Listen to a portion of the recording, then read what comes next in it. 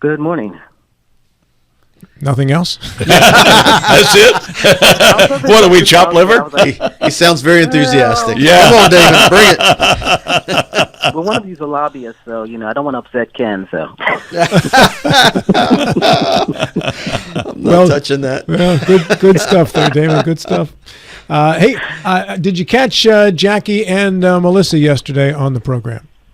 Yeah, I caught parts of their conversation. I was working and trying to do both at the same time, so I missed a few things, but I caught most of it. Okay. Any thoughts? And one of the things that we discussed was school security. Obviously, there was an incident in Nashville, 2 students dead, 1 injured. And we were talking also yesterday with Superintendent Sachs and Dean Olak, the lead safety officer, in regards to making the schools safer. How much of a discussion point is that for you folks on the Board of Education when you're not appearing on this program? Oh, we discuss it all the time, especially when it comes to like the new school construction or trying to renovate our existing schools. That's one of the primary things. Security, making sure that the school is designed in a way that facilitates learning, has all the resources that our staff and the students need.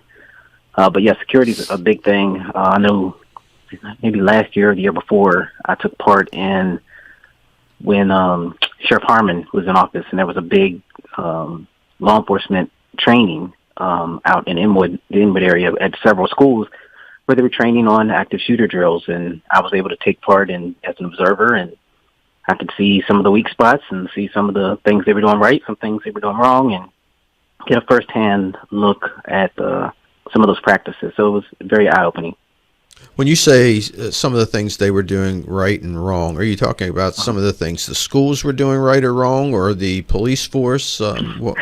Okay. Because when you're training, you're going to make mistakes. Sure. I mean, somebody's coming in a room and they don't really look the right way, or they're not being fully aware. I mean, when it's hard sometimes, I guess, in training anything to be in the moment and imagine that somebody is there shooting, and so there's just, and the instructors pointed them out too. So I noticed them, and then they would tell them, hey, watch for this or that. So it was just interesting to see how it all plays out. Your paid job, the real one, is with the ATF, Damon. Does that give you a better frame of reference in regards to school security? Not so much. Well, somewhat, because some schools, especially maybe like in Texas, they have their own law enforcement departments that are, because they have independent school districts. So they'll have their own law enforcement, and so sometimes they will request specific type of firearms to protect their schools. This is public knowledge because you can just look it up. I don't know why some schools officers need machine guns, but hey, that happens. I wasn't aware of that. Machine guns? Was that an exaggeration? No, that's not exaggeration. No. Like fully automatic machine guns. Fully automatic machine guns in Texas are legal, and they're legal for law enforcement. And if you have an independent school district, those school districts can apply and receive, or can, I guess, be transferred machine guns. Okay. Yeah, Damon, I remember it was a couple, 3 years ago when that really terrible school shooting in Texas was there.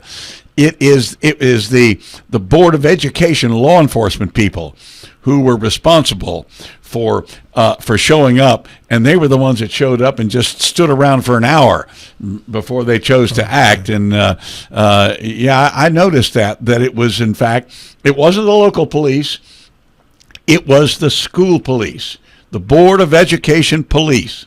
And I thought, what in the world?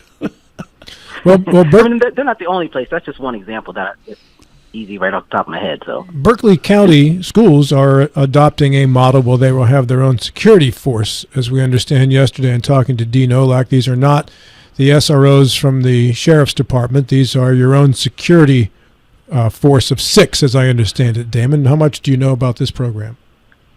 I know about how they, where we're trying to put them and how they're servicing some of them several schools. I don't get into the nitty gritty of how Dean decides how he's going to do everything. I've met with him. I actually saw him just the other day at South. Very funny. Try to make fun of him because he's inside of this glass. It's almost like atrium inside the school, and almost looks like he's in the zoo. So it's very funny if you ever get a chance and see him there. Please feel free to make fun of him. But no, seriously, right. We get the overview of what goes on. We don't need to know every single detail and of what they do. We just need to know, okay, where are you going to be stationed, like which schools, I should say, and generally, how are you going to do this? And we trust their expertise to do their jobs. The same way I wouldn't go in the classroom and tell a teacher, this is how you need to do this or that. I mean, I get the general overview of, hey, I'm teaching a math lesson a day on such and such. Okay.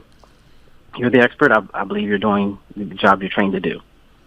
A few years back, a school disciplinary committee was formed, and I know you were a part of that, Damon. What kind of progress has been made on that, and what would you like to see, if anything, out of the West Virginia legislature to further the cause of handling discipline in the schools? In terms of the legislature, I think they're sort of moving in the right direction in terms of having some type of structure in terms of how teachers can handle disruptive students. But I think one thing that, like right now, we have a transitional school for older students, and that's pretty much full. We have at Tuscarora, I believe, there's the CARES Academy, and that's starting to get more students that are sent there, and that's usually after a period of time where the homeschool is trying everything they can to try to get this child to follow the rules and to listen, and then they go to the CARES Academy where it's more one-on-one type of instruction to try to help them get to the point where they can go back into general ed. But the issue, I think, is what's going to happen is if we have the legislature say, hey, you're going to have to kick these students out or do whatever with the students, well, where are we going to put them? Are there going to be some type of funding to provide staffing to watch that child, a separate school to house those students, from grades K to whatever, however they want to do that? Telling the schools to do something and then not having the money or resources to accomplish that goal, which the main goal should be to get those students that are disruptive to not be disruptive and get them back in the classroom. So if we could work together to figure out, okay, what's the best way to do that rather than, hey, here's what we want you to do, but we're not going to provide any resources to help you, that's not going to really go very far. When you say resources, what are you talking? Are you talking about money? Well, not just money. Well, money in terms of money to hire people to do those jobs. Because, for example, it was a great thing to have the third grade success thing and have the aides and everything like that. Well, a lot of them transitioned from special ed to the general, and now not us, but schools are sometimes struggling to fill those special ed positions. Now, if you create, you need to put these students, somebody needs to watch these disruptive students. So we might need to have a classroom for them. Say it's only 4 students that are, chronically disruptive or occasionally disruptive. Well, somebody needs to be able to watch those students. Well, is that going to be the secretary? Is that going to be who's going to be responsible for trying to help those students get to a place where they can get back into the classroom? That's another position because we already have people doing other jobs. So who's going to have that job to try to help those students? How much of that should fall on the parents? Well, that's the thing. But I'm saying, eventually it'll get to the parents in terms of kicking the student out. But what I'm saying is first offense for this, second offense for this. And there's different things. I mean, when we got in trouble in one school, it wasn't, first time you did something, hey, you're out of here, go home. Sometimes you get in school suspension or something like that. But then again, how are we going to hold the parents accountable? Especially now that we have so many parents that they don't work or live around here, or they're working jobs like, say, a quad or whatever, working 12-hour shifts. They can't just leave, and we already have enough latchkey kids anyway. So I'm just saying it's a sort of a complicated issue in terms of how do you hold parents accountable? Do we find them? Well, we have parents that are they're like, so what? I don't have the money to pay for it anyway. I'm struggling here to try to help my child, because my child has issues or discipline issues that I, at this point, can't handle, and I need help. But of course, we know a lot of people are afraid to ask for help because they're a failure now as a parent. It's just a terrible cycle. So people are afraid to ask for help. I understand that it puts the school board in a difficult position. But I think from the position of the legislature is they're saying, these kids are being disruptive. So one kid is disruptive and it affects 20 or 30 other kids in the class to where they can't get educated. The teacher can't control these unruly students and they get frustrated. They can't teach. And the legislature, I think, is looking at it from a perspective, we need to be able to support the teachers and the other students in removing these students, these unruly students from the classroom so that the masses can be educated the way they should be. No, I totally agree. So, I know that makes it difficult for the boards of education. What do you do with the unruly students? But, I don't know. It's a difficult situation. No, I totally agree with you. I think those disruptive students should be moved out so that the other students can learn. But the disruptive students, when they're moved out, how do we get them to a point to get them back in? And I think that's where we need to come up with an answer as to what's the best way to help those students and get them educated and get them to the point where they can behave in a way where they can be educated. Well, you already have a school for them to go to in Pikeside, right? And you say that's full. Is there a way to expand that? Because it's not just unruly kids there. There's other kids going there as well, aren't there? Well, yes. Transitional school is not just for unruly students. It's for various reasons students go there. But yes, it's pretty full. That's why I was saying in terms of working with the legislature, in terms of, okay, how do we expand that, not just that school, but any school, to accommodate the few that are causing disruptions. And we also need to figure out why are they causing disruptions, because, for example, when I visited the Timberwood School in Winchester, where they have a lot of behavioral problems there, the amount of students I saw there that could barely read was astronomical. And that's why they were there, because they would disrupt classes because they were ashamed and angry at the fact that they were so far behind and they felt dumb. So let me be a class clown. Let me start fights. Let me do anything where I can get out of this class where I'm never asked to read or write or do anything that is embarrassing or hurtful. Damon, this is John Doyle. When you said there are more students than unruly students sent to this school in Pikeside, what are the other reasons they might go there? Well, it's not. It's they maybe have a lot of extreme learning difficulties. Mm-hmm. Like I said, a lot of them are they have problems listening and obeying, but if the school feels, hey, look, this might be the best for this student, if they go there and they work with the parents and say, okay, we'll go to transitional school for a little while and then maybe they can work their way back. So someone with a learning disability, should that person... No, I don't mean learning disability in terms of medical learning disability. I don't mean it that way. No, I know what you mean. Okay. Yeah, for my bona fides, many years ago, right after I got out of college, I was the recreation director at a school, a private school for kids with dyslexia. So I have some understanding about what you're talking about. Should these folks be put in the same school as kids that are simply unruly? I'm a little concerned about that. Well, the staff there does a great job in terms of what they're doing there at Pikeside. They make sure that the students there are safe as well. So it's not... okay, but yeah. I'm wondering if and I agree with this alternative education, but maybe we need more than one type of alternative education center in order to make sure that the unruly kids that we can maybe try to get to them, that the ones who are a little bit slower or have on maybe on some are on Asperger's syndrome or syndrome is not the right word. I'm sorry, I got the wrong one there. But there are many different types of different learning abilities and styles. And I'm just concerned that if somebody doesn't fit in the classroom for some reason, we take every one of those and put them all in with the same group. I don't know if there's a way to avoid that, though. When you're removing kids from a classroom who are disruptive, how many different subsets of teachers can we have for each subset of disruption? I'm not so sure we need different subsets of teachers. I just think that it would make sense to keep those groups of people separate from each other. You can have a teacher trained to teach all kinds, but they wouldn't be teaching all of them in one classroom. That's my concern.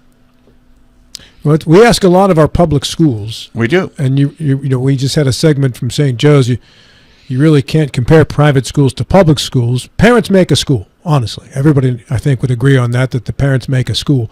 And when you have public schools is the last resort. If you get kicked out of the private school or the charter school or the whatever school, ultimately the state of West Virginia has a constitutional mandate to take that kid and provide that kid an education, whether the kid wants it or not, whether the parents are involved or not.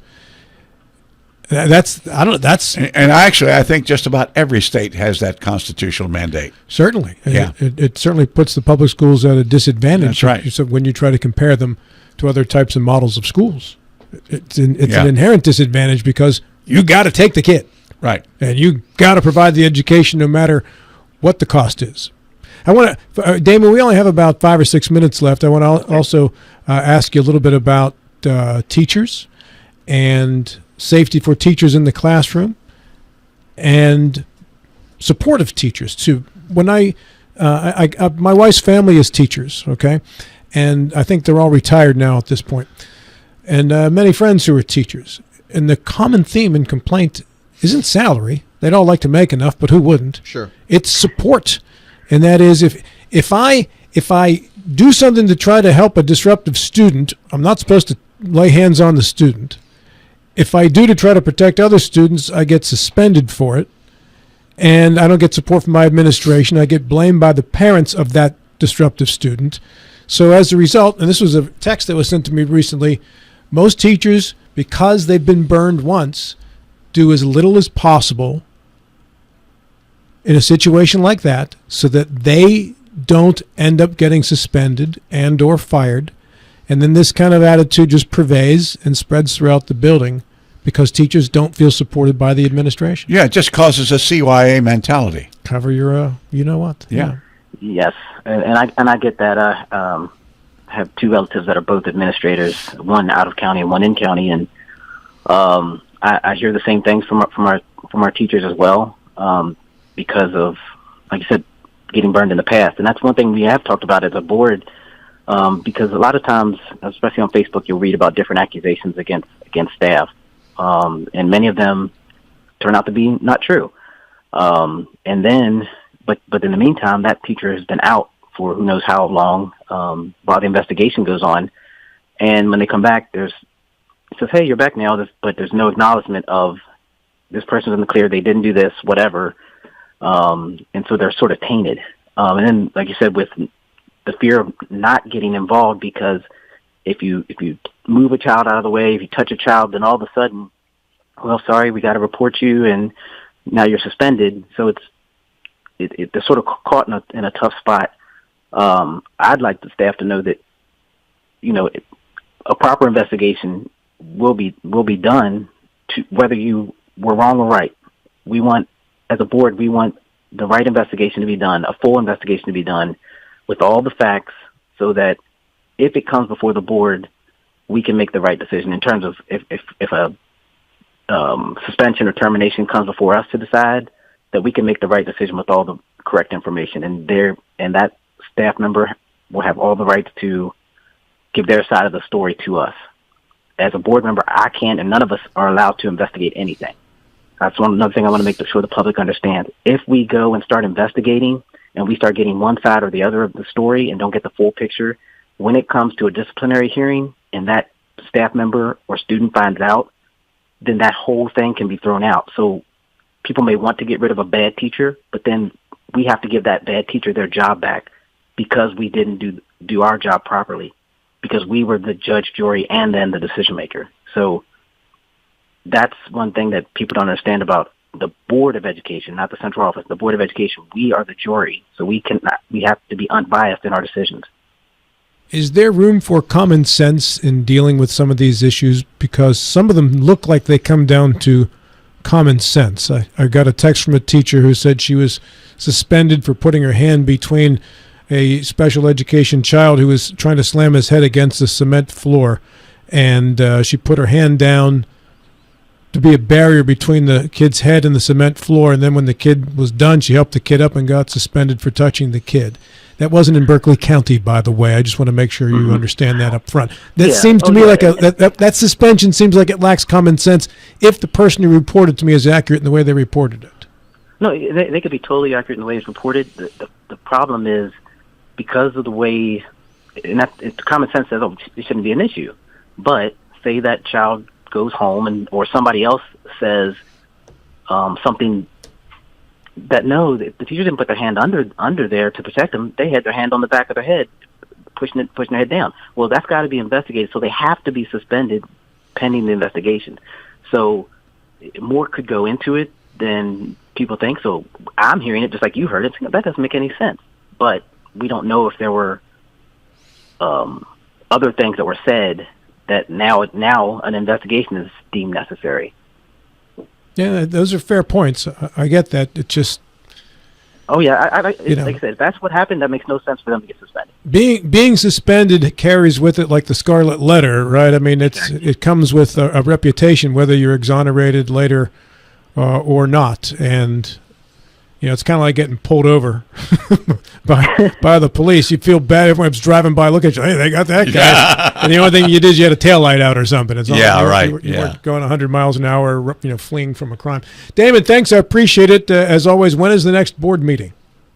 February 3rd or 7th. I can't remember. My brain's just gone right now. Okay. Either way, it's in February. Yes. First week. I think it's first week in February. And then we'll be back. So very good. Appreciate your time this morning, as always. Thank you, Dame. You're welcome.